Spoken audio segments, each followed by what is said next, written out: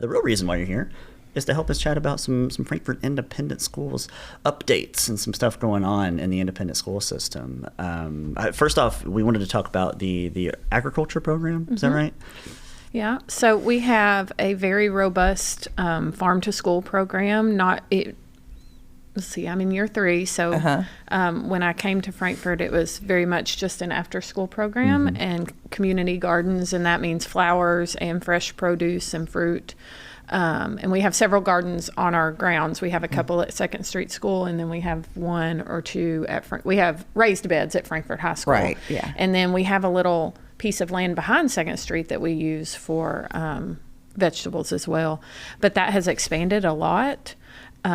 We are seeing a lot of those fresh foods in our cafeterias. If you follow our food service and nutrition Facebook page, just beautiful colors on these trays for these students. It's amazing. And we've now expanded that into a class for our K through 8th grade students. It's called Food Prints. And so it's through, it's a national curriculum that we're using through all of our farm to school grants, which we have several, and we actually have one that's still out there waiting to hear from. But I know my boys are coming home learning how to slice and dice and trying things that I will never get them to try. That's amazing. Yeah. To learn that at a young age too, and you can carry that with you. Right. And so they're not just learning. When you think of culinary class, you think learning how to cook and recipes and things like that. They're not just learning that. They're learning about the value of good, wholesome, organic, local food. Right. So that's really cool. And they were recognized at the Capitol a couple of weeks ago in anticipation of Agriculture Education Week in March. So just a program that we have a culinary program at the high school. We do not have an agriculture CTE, career tech ed pathway, but we have a culinary pathway. And just to be able to provide that in an independent school where typically you see those types of programs in county schools. So the kids love it. So, well, shout out to Connie Lemley, who does a lot of the work in the gardens and with the garden club. Amy White in the cafeteria is awesome. Yeah, and we've got, so there's Connie and Amy White, and then Amy Young helps a lot with the garden club also. Yeah. And then Dana Newland is the teacher of the Food Prints class, and she has one of our part-time grant individuals is Megan Wilman-Dobner, and she helps in the classroom as well. So nice. Lots of hands on deck Absolutely. for that program. That's what you need in a school. So really exciting program there. Also very exciting, the visual and performing arts in Frankfort Independent. So if you haven't seen it, our beautiful newly renovated auditorium is amazing. It ended up costing a little more than priced out pre-COVID because we know it have happened to construction costs. Oh, we know here. Oh yeah. I mean, just inflation in general.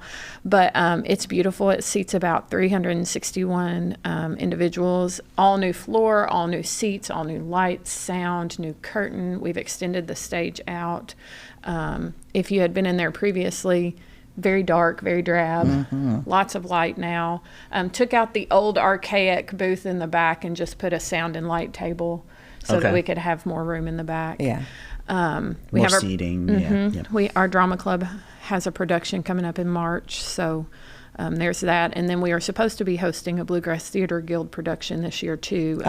Waiting on the final details for that. That's really cool. But we just had some students get recognized. We have a couple of finalists for the Governor's School for the Arts, which is huge. In my opinion, having been a high school guidance counselor, the Governor's School for the Arts is the hardest one to be a finalist for. Yeah. You audition, and it's huge that we have a couple. Right. And then we've had some band students make U of L Honors Band and EKU Honors Band, and we had one student make All-State Choir, and I'm not sure the last time we had students audition for All-State Choir. Right. So might have been 88 when I was there. We're on the move in that area. It's growing, definitely.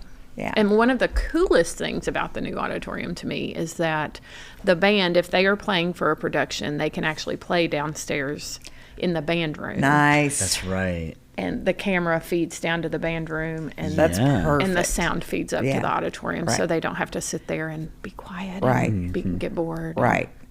Okay. It's nice. Well, I'm going to put you on the spot. Sorry, everybody else. Okay, with your background and everything, and the high school does these productions. When are we going to get a musical? Soon. Okay. Soon. All right. We had a small, we had a change in teacher. I know. And it's something that I talked to those people about. I was like, we got to make this happen. We've had some, and then poof. We've had some personnel changes in the music department. So, but the new personnel are very on board. Okay, with. good. Yeah. Good. Because when I was in high school, let me go back to the day, we did musicals all the time, and every year the senior class had to do a senior play. I've heard that. And it was always a musical. And every senior had to be in it. Yes. Yes. We did Little Abner.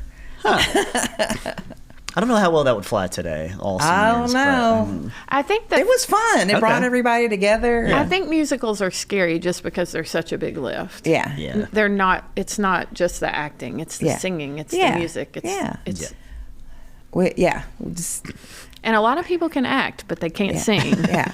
And a lot of people can sing, but they aren't necessarily the best actors. It's a lot to tie it all together. Yeah. It takes a lot. So Yeah. we're getting there. okay, well, I'm in to help when it happens. I'm going to hold you to that. Oh, no, I'm totally in. Yeah.